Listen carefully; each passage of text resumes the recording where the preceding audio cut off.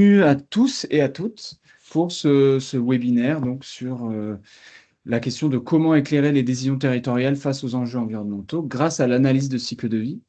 On va l'animer avec moi-même, Émile Dolène de Ginkgo 21 et Olivier Flamand, directeur de OECO, et on va pouvoir se présenter dans une petite seconde.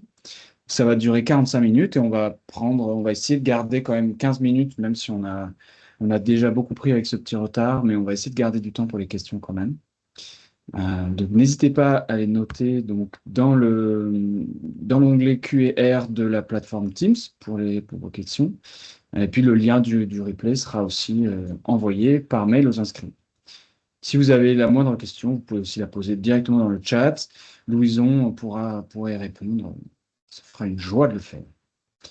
Donc, on a un petit sommaire. D'abord, l'introduction, on va se présenter. Ensuite, on va présenter l'analyse de cycle de vie qui a été menée, plutôt pour avoir une base du travail qui a été fait. L'objectif, c'est pas de discuter des résultats ou des hypothèses, même si bien sûr toutes les questions sont prises.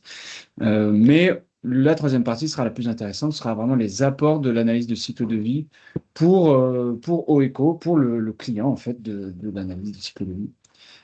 Qu'est-ce que ça apporte, qu'est-ce qu'on peut en faire, etc. Moi, je m'appelle Émile Dolène, je suis consultant en éco-conception et aussi en analyse de cycle de vie chez Ginkgo 21 depuis 4 ans maintenant. Et j'ai réalisé l'étude avec Louison, qui est aussi dans les parages pour répondre à vos questions. Je laisse Olivier se présenter. Bonjour à tous et à toutes, merci de votre présence. Donc Olivier Flamand, moi je suis directeur d'OECO. OECO, c'est une entreprise de l'économie sociale et solidaire qui travaille à l'accompagnement des acteurs, notamment dans le secteur culturel, événementiel, à la transition écologique. Nous faisons partie d'un groupe que je dirige également, dans lequel il y a des entreprises d'insertion, des structures associatives qui mènent différents projets à la fois éducatifs et sociaux sur notre territoire, donc qui est le nord-est parisien, 19e arrondissement.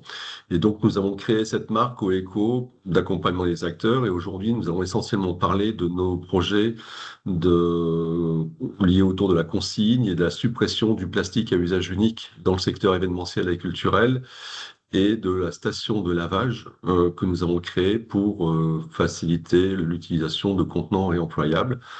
Voilà, dans le cadre dans lequel nous avons fait cette analyse de cycle de vie avec Émile et Louison. Merci. Chez Ginkgo 21, on fait du conseil en éco-conception et en ACV. On a plusieurs branches d'activités. Donc, on a la mesure avec l'analyse de cycle de vie. Comment améliorer les impacts environnementaux avec l'éco-conception, l'éco-innovation. On observe les nouveaux modèles économiques pour les entreprises et on réalise des formations. Et on a également un axe facteur humain avec notamment l'animation de fresques. On accompagne les entreprises dans la transition vers l'économie de demain pour une économie décarbonée, circulaire, responsable, collaborative. Olivier, donc tu as déjà présenté OECO. Alors, si tu veux revenir sur quelques éléments, sinon on avance. Très rapidement, dire que nous avons commencé notre activité sur l'économie circulaire. Donc nous sommes une structure d'insertion, donc nous existons depuis une trentaine d'années environ, mais on a vraiment intégré les sujets d'économie circulaire fin des années 2010, donc 2018-2019. Nous sommes implantés sur un lieu culturel qui est donc le parc de la Villette. Et on accompagne donc les acteurs. Nous animons par ailleurs une démarche d'écologie industrielle et territoriale. Et nous sommes à la fois animateurs d'une démarche d'économie circulaire et apporteurs de solutions avec nos structures d'insertion. Et aujourd'hui, donc, on fait un focus sur une activité de lavage de contenants avec, par exemple, notre premier gros client qui est le Zénith de Paris. Nous lavons environ 250 000 contenants pour le Zénith. Et la particularité, c'est d'accompagner les acteurs sur la mise en place de toute la suppression du plastique à usage unique, de réseaux consignes. Nous avons aussi des bandes de collecte, on fait de la location de contenants, on fait du stockage également, et on accompagne les acteurs sur l'ingénierie de projet liée à la consigne. Toute notre activité, notre station de lavage est implantée donc sur le parc de la Villette, et toute notre activité se fait uniquement en cycle logistique. Et aujourd'hui, nous sommes très sollicités. On est en train de réfléchir à un développement de notre activité, notamment côté alimentaire, restauration, dans l'événementiel. Donc, on lave à la fois des gobelets réutilisables notamment les concerts, les festivals, mais on commence beaucoup à laver aussi tout type de contenant alimentaire pour la restauration à emporter, notamment dans ces secteurs-là, mais aussi on commence à être sollicité par d'autres acteurs hors secteur culturel, événementiel, puisqu'on est quasiment la seule station de lavage dans Paris intramuros, en fait. Voilà, Émile, je pense que j'ai fait un petit Ouais. tableau rapide. Euh, Maintenant, si tu peux, est-ce que tu peux parler du contexte un petit peu de la collaboration, d'où Oui. ça vient? Alors, sur la CV, bah, pour tout vous dire, donc moi je suis d'abord un acteur de l'économie sociale et solidaire, l'économie circulaire. Nous sommes devenus, nous sommes montés en compétences, experts, je ne sais pas, mais en tout cas, c'est des notions aujourd'hui qu'on maîtrise plutôt bien. Mais il y a 5 6 ans, on ne connaissait pas forcément très bien cette filière d'activité. Et l'ACV encore moins, en fait. C'est pour moi, je ne savais même pas ce que ça voulait dire, ACV. Et en réalité, le prescripteur de l'ACV sur nos activités, c'est l'ADEME, puisque nous avons été accompagnés par l'ADEME, la région Île-de-France et la DRIAT pour les investissements en fait dans notre système de lavage de contenants réemployables. Et l'ADEME nous a imposé en fait la réalisation d'un ACV. Donc on a benchmarké un petit peu, on a rencontré Jingo 21 et on a dealé assez rapidement. Et en fait, on n'avait pas vraiment d'attente au départ de la CV, puisque c'était une prescription externe dans le cadre d'une subvention publique. Mais en rencontrant Émile, Louison, les équipes de Gingo 21, on s'est dit bah, comment utiliser finalement cet outil pour accompagner nos intuitions en fait sur l'économie circulaire, supprimer tous les contenants jetables dans le secteur événementiel et culturel, et puis comment ça va pouvoir finalement être un argument ou un élément de facilitation et de développement sur une stratégie zéro déchet sur notre territoire. Alors, il se trouve que lorsque la CV a été menée donc au début de notre activité, nous n'avions qu'un seul client, c'était le Zénith de Paris-La Villette, celui que je viens d'évoquer tout à l'heure, qui est quand même un bon client. Aujourd'hui, nous en avons une cinquantaine environ, donc ça s'est beaucoup développé. Et donc, l'ACV que nous avons mené avec Ginko 21 est parti de ce premier client. Et on s'est dit avec Ginko qu'on a essayé d'étudier ce que nous proposions comme solution qui, de façon intuitive, nous paraissait pertinente pour les transitions environnementales, pour la préservation des ressources et des minerais, et également sur le changement climatique. Mais c'était finalement que des intuitions, en fait. Et l'idée, avec l'expertise de Ginko 21, c'était d'essayer de conforter ces intuitions par rapport aux jetables et quelle était la meilleure solution.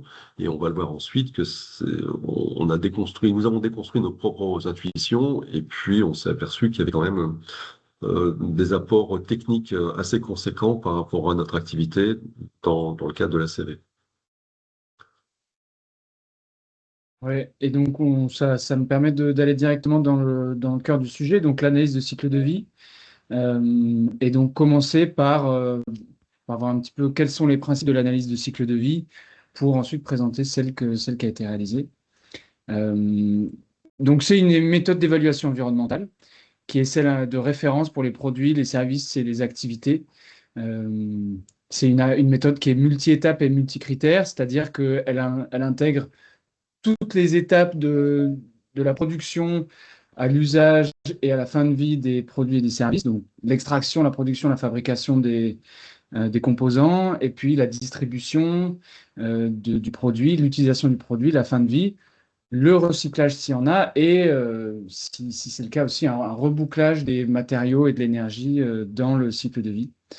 Euh, donc ce qu'on a fait, c'est la procédure, on va dire, classique. D'abord, on définit un champ de l'étude avec OECO. pour être sûr qu'on on a un petit peu tout ce dont on a besoin pour ensuite dresser des conclusions plus tard. Ensuite, on crée un inventaire, là aussi en étroite collaboration avec OECO, pour être sûr d'avoir toutes les informations dont on a besoin.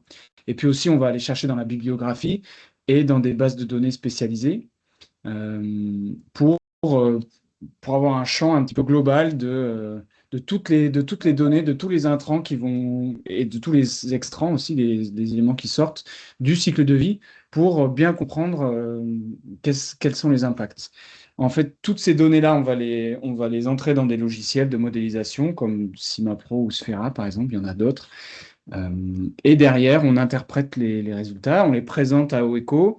On va aussi pouvoir faire des rebouclages si nécessaire, parce que des fois, on se rend compte qu'il y a une donnée qui a mal été interprétée ou que la collecte n'était pas cohérente avec le reste des données. Alors, on peut reboucler et aller refaire des calculs derrière.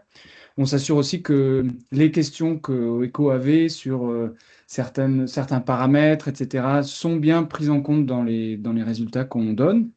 Et ça va être la base pour faire un livrable et pour conclure l'étude. En fait, on s'assure que les questions auxquelles on répond sont vraiment celles de OECO, sont vraiment celles qui posent la base un petit peu de la réflexion pour leurs activités. Et on s'assure aussi que les éléments graphiques qu'on présente sont cohérents, aident à la compréhension et c'est de ne pas faire un milliard de graphiques qui simplement faire beau avec plein de couleurs, c'est pas l'objectif.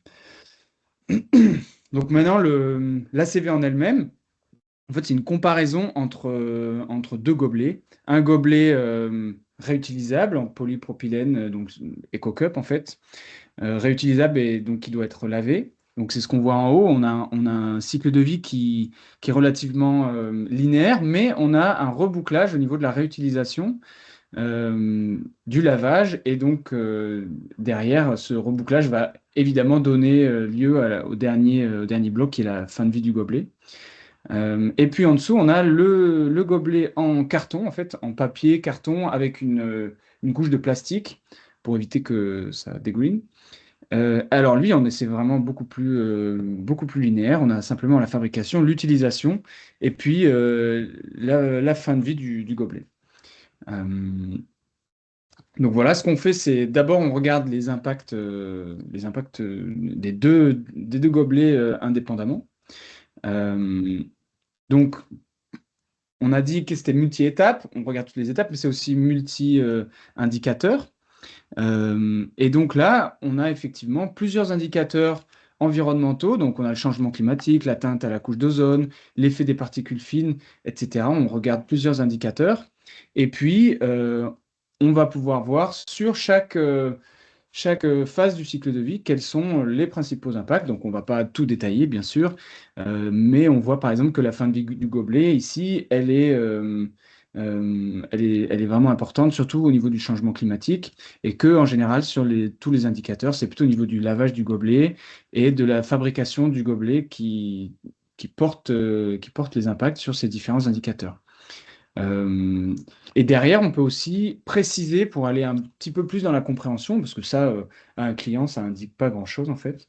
Et donc, on va regarder par exemple sur un indicateur. Donc ici, il y avait une emphase qui avait été demandée par le client sur le changement climatique, parce que c'est un indicateur qui est vraiment important et qui est aussi important pour l'ADEME, hein, qui était demandeuse de la démarche. Et donc, on va regarder sur le changement climatique. Nous, avec nos bases de données, nos logiciels, etc., on peut remonter un petit peu dans d'où viennent les impacts. Et donc, on voit ici que pour la partie de fabrication qui est en bas, en vert foncé, eh ben, on va avoir à 26% sur le changement climatique. 26%, c'est les granulés en polypropylène qui sont vecteurs de l'impact. Euh, et puis pour la phase de lavage, ben, c'est surtout l'électricité qui va être en jaune ici sur le graphique, à 23%, donc l'électricité pour chauffer l'eau en fait. Donc voilà, on peut avoir la distinction de tous les indicateurs et ça peut servir, on va dire, de base pour de la stratégie. Qu'est-ce qu'on peut faire pour baisser les impacts? On va d'abord s'attaquer au plus gros des postes. Donc effectivement, du côté de OECO, ça va être difficile de jouer par exemple la partie fabrication du gobelet, parce que c'est pas nécessairement leur métier, ou je sais pas, parce qu'ils ont tellement de métiers maintenant que peut-être qu'ils vont se lancer là-dedans. Mais par exemple, sur l'électricité, bon, est-ce qu'on peut régler la machine? Est-ce que au niveau des investissements, c'est envisageable de changer de machine? C'est des questions qui se posent. Bon, effectivement, changer de machine, on ne peut pas le faire tous les jeudis après-midi. Euh, Et mais Mick, je peux ajouter deux oui, bien éléments sûr. là-dessus, peut-être. Ouais, ouais. Sur la question, nous achetons et nous louons des gobelets. Donc aujourd'hui, on regarde quand même l'épaisseur en fait des gobelets. On essaie de jouer sur cette question-là, c'est-à-dire C'est vrai. les gobelets les moins épais possibles. Donc on regarde avec les fabricants comment les gobelets sont fabriqués, avec quelle matière, et essayer de jouer sur cet impact qui est le plus important certainement de la fabrication au niveau environnemental. Concernant l'électricité, sur une machine industrielle de lavage, soit vous générez de l'eau froide en fait dans la machine, et c'est la machine qui lave, qui fait monter en température. On lave nous à 90 degrés, quasiment entre 80 et 90 en fonction des programmes. Soit on injecte de l'eau chaude. Et en fait, nous avons, après cet ACV, choisi d'installer des ballons d'eau chaude qui sont moins consommateurs en fait en électricité en injectant de l'eau chaude dans les machines plutôt que d'injecter de l'eau froide que les machines vont chauffer. Voilà, c'est tout simple, hein, mais aujourd'hui, si on refaisait un Ouais. ACV, l'électricité pour le lavage, cet impact-là serait de façon substantielle diminué en Hmm. fait. Ok, bah, c'est vraiment une des utilités en fait de l'analyse de cycle de vie, parce qu'effectivement on peut s'attaquer aux postes les plus importants. Et par exemple, au niveau des produits, ben, on voit que si on change de produit de lavage, on va jouer pas forcément sur que, mais on va jouer sur 4% de l'impact total sur le changement climatique. Donc ça peut un peu flécher les investissements et les choix d'éco-conception, d'adaptation du lavage en fait. Euh, ok, on continue là ici avec les hop, maintenant les gobelets en carton. Et là, on voit que c'est vraiment la fabrication du gobelet en carton qui entraîne le plus d'impact. On est sur 90% et plus sur tous les indicateurs, avec la fin de vie du gobelet en carton qui est importante, surtout sur le changement climatique. Pareil, on peut aussi aller chercher avec plus de détails les impacts. Euh, Et donc, on voit ici que c'est principalement, donc on a sur les matériaux, carton vierge et carton recyclé en verre pomme et en verre clair, et la couche de polyéthylène aussi qui induisent des impacts, et puis le processus de fabrication là aussi qui induit beaucoup d'impact sur le gobelet en carton. Euh, Encore une fois, avec nos bases de données, nos logiciels, on pourrait aussi remonter encore sur, ben, par exemple, dans le processus de fabrication, qu'est-ce qui induit des impacts? Est-ce que c'est l'électricité pour les machines, etc. Et là, c'était pas forcément ce qui était nécessaire pour établir le rapport, étant donné que, pour le coup, on n'avait pas vraiment de vision et qu'il n'y avait pas eu une collecte de données spécifique sur le type de gobelet en carton qui était utilisé à la Villette. Donc ici, on peut remonter, mais on regarde un petit peu les phases qui nous intéressent pour avoir une bonne compréhension. Maintenant, il y a un quiz. Donc, si vous pouvez répondre à ce quiz, c'est effectivement qu'est-ce qu'on choisit entre les deux gobelets. Parce que là, on a vu des résultats. En plus, avec des graphes qui montrent en pourcentage, hein, on n'avait pas de chiffres véritablement. Mais maintenant, qu'est-ce qu'on choisit? Alors, je vais regarder sur le chat. Est-ce que si vous pouvez essayer de répondre, si ça vous intéresse, et puis s'il n'y a pas de réponse, on continue, hein, c'est pas grave. Euh, Ah, c'est dans Q&R. Selon vous, quel gobelet choisir? Je commence, j'écris un commentaire. Je vais proposer une Eco Cup. Team Eco Cup. Ok. Euh, Effectivement, ah, merci, quelqu'un a répondu. Ça fait plaisir. Euh, Effectivement, on a l'intuition que c'est le gobelet recyclable.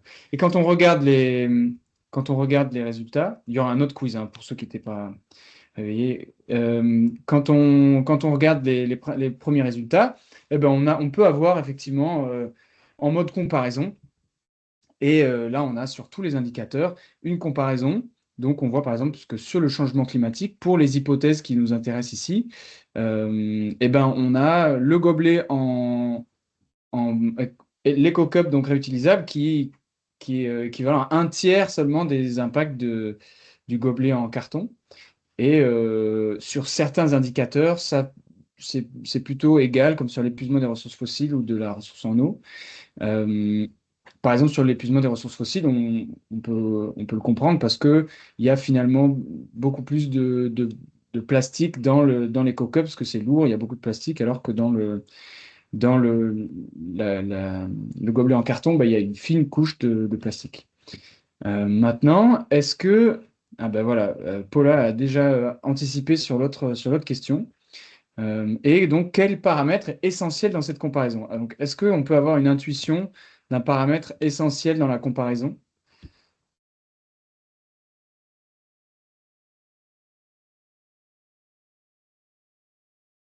Donc, Paula, tu as anticipé cette question. Donc, c'est super. Euh,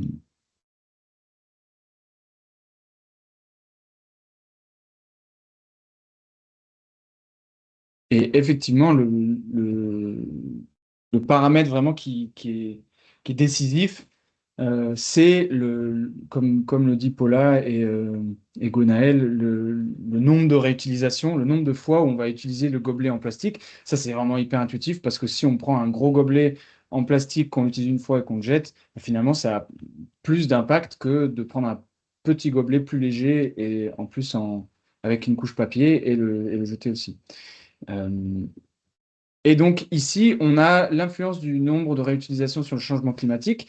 Et on voit donc ici, c'est sur le changement climatique, avec les quatre phases qu'on observe, fabrication, utilisation, lavage et fin de vie.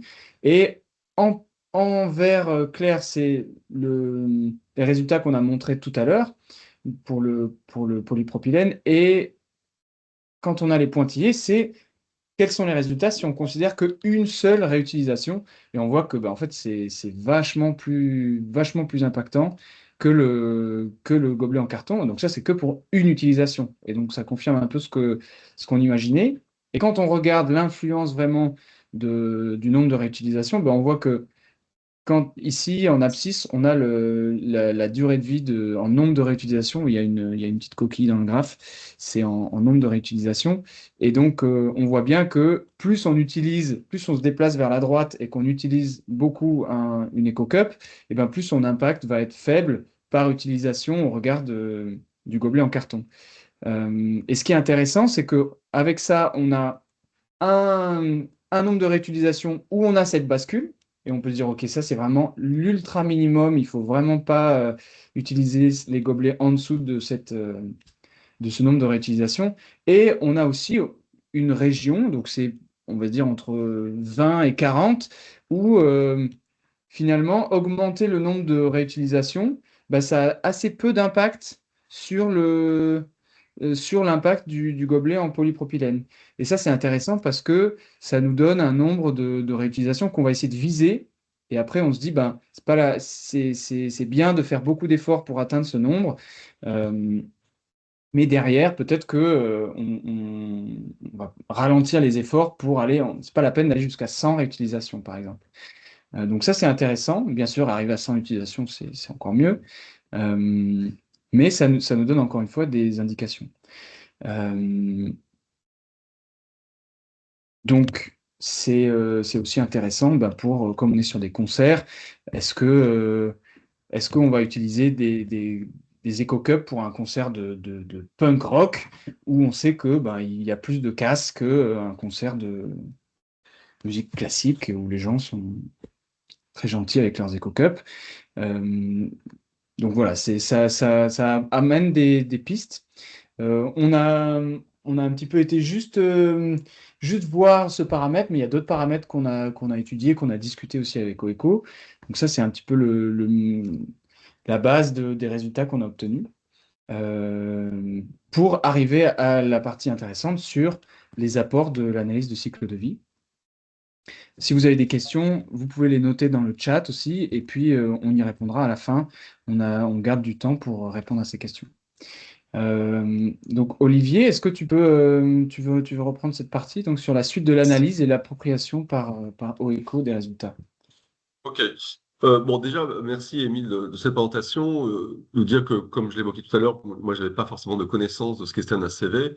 Vraiment, l'accompagnement nous a permis d'avoir une vision 360 en fait de notre métier, nos process à la fois de lavage, de fabrication, des questions qu'on ne se posait pas, qu'on a dû se poser en fait en limitant les champs de l'étude dès le départ. En fait, Émile et Louison nous ont obligés à nous interroger.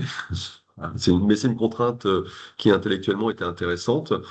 Et finalement, la CV, ça rend assez modeste aussi parce que notre solution, intuitivement, on se dit, bah, c'est favorable aux transitions environnementales. C'est pas une évidence. Ça dépend du taux d'utilisation, comme l'a dit Émile. Ça dépend c'est variable dans le temps et dans l'espace, en fait. Et puis, ça nous démontre aussi que nous avons encore des leviers sur lesquels on peut agir pour encore limiter notre impact, ce qu'on n'imaginait pas forcément en fait. Donc ça nous a questionné. Ce qui est intéressant sur la CV, d'abord, pour nous, c'est un outil de production de connaissances. Ce qu'on évoque, c'est-à-dire que moi, je ne savais pas s'il y avait de la littérature, par exemple, ou des études qui avaient été menées sur le sujet. En réalité, il y en a très peu. Et enfin, les solutions qu'on propose comme d'autres acteurs, bah, finalement, aujourd'hui, on est quand même beaucoup encore dans l'expérimentation, sans vraiment de données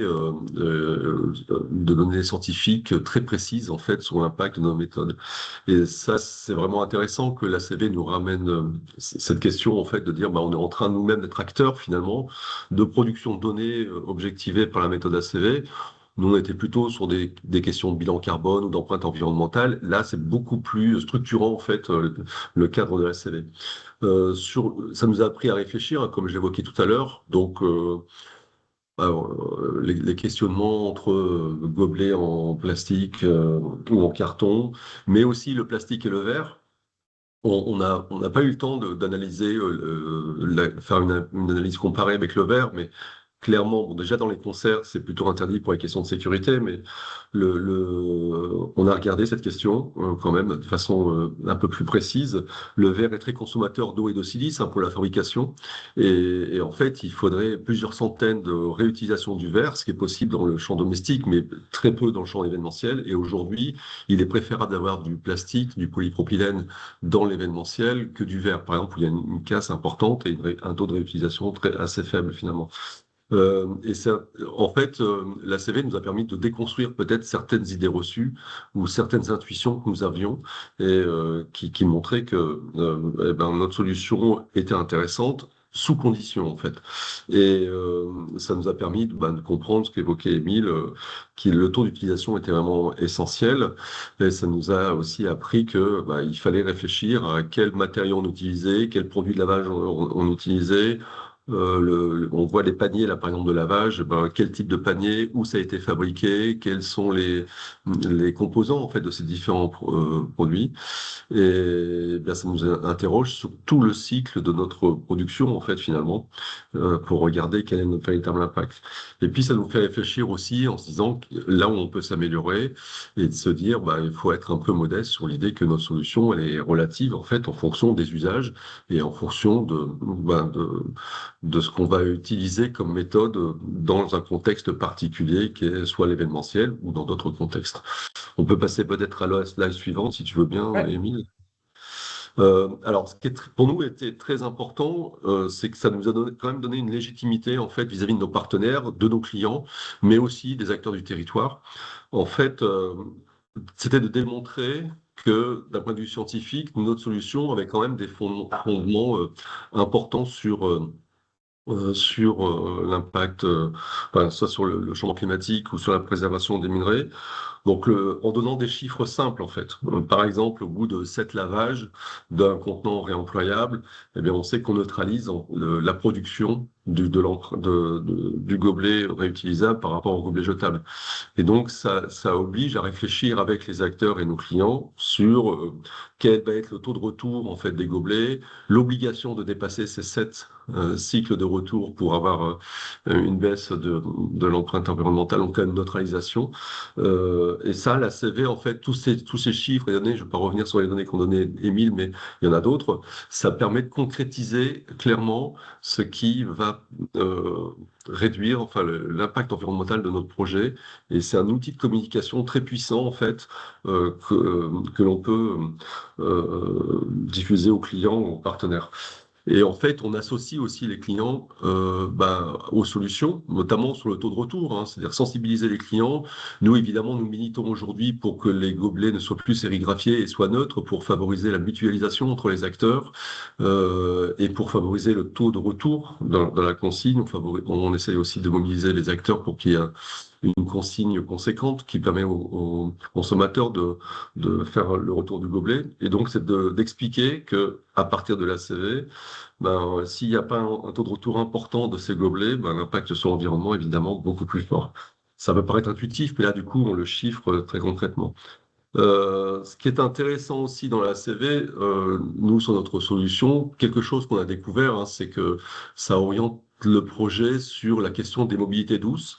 Donc là, on n'a pas vraiment évoqué avec Émile, mais c'était aussi un des aspects de notre solution. Donc on l'a vu quand même dans le graphique, c'est qu'en réalité, la fabrication est quand même l'élément central d'impact sur l'environnement. Mais il y a un impact encore beaucoup plus important, si je puis dire, c'est le fait d'être dans du transport décarboné. Et on ne l'avait pas forcément mesuré, donc pour nous c'était plutôt une question militante, mais en réalité, sur l'impact sur l'environnement, le fait de ne pas transporter les gobelets en transport carboné, c'est un impact très très conséquent en fait, et ça nous permet de dire à l'ensemble des acteurs du territoire, faites de l'ultra local, pensez les solutions au niveau local, créez de la valeur ajoutée au niveau environnemental, au niveau local. Et nous refusons aujourd'hui de collaborer avec des acteurs qui ne sont pas dans une zone de chalandise, qui ne nous permettent pas de faire la mobilité douce, parce que d'un point de vue environnemental, c'est une ineptie en fait. Et donc, dans les différents projets qu'on imagine, si on doit développer notre activité, il est préférable de recréer une station de lavage de façon modeste, en tout cas qui soit adaptée aux besoins du territoire, mais qui soit aussi dans une zone de chalandise qui nous permette de faire que de la mobilité douce. Euh, voilà ce que je voulais dire à peu près sur les décisions stratégiques, donc sur le territoire. Nous, évidemment, ça fait partie d'une démarche d'écologie industrielle et territoriale, donc ça appuie finalement les politiques publiques, ou en tout cas ce qu'on essaie d'animer sur le territoire. Ce qui me semble important et intéressant aujourd'hui, donc on s'interroge, mais c'est de refaire un ACV, en fait, de se dire une nouvelle ACV avec d'autres critères et d'autres éléments de réflexion serait pertinent à mener dès aujourd'hui avec l'avancée du projet et le développement de nos activités. Voilà, Émile, il est 12h43. Ouais. Je pense qu'au niveau timing, C'est c'est pas c'est- mal. c'est- c'est bien, on a un petit peu de temps pour des questions. Et aussi préciser que dans ce cadre-là, s'il y a besoin de faire une ACV supplémentaire par exemple, pour mettre à jour certains éléments, voilà, les réglages de la machine changent. Donc, finalement, il y a la structure qui est déjà prête, les logiciels sont déjà calibrés, et du coup, il y a juste à mettre certaines données en mise à jour, et le travail est beaucoup moins important. Donc, c'est beaucoup plus rapide de faire une mise à jour. Et c'est pour ça une mise à jour régulière peut être tout à fait soutenable. Alors, est-ce que vous avez des questions? Est-ce qu'il y a des questions dans le chat?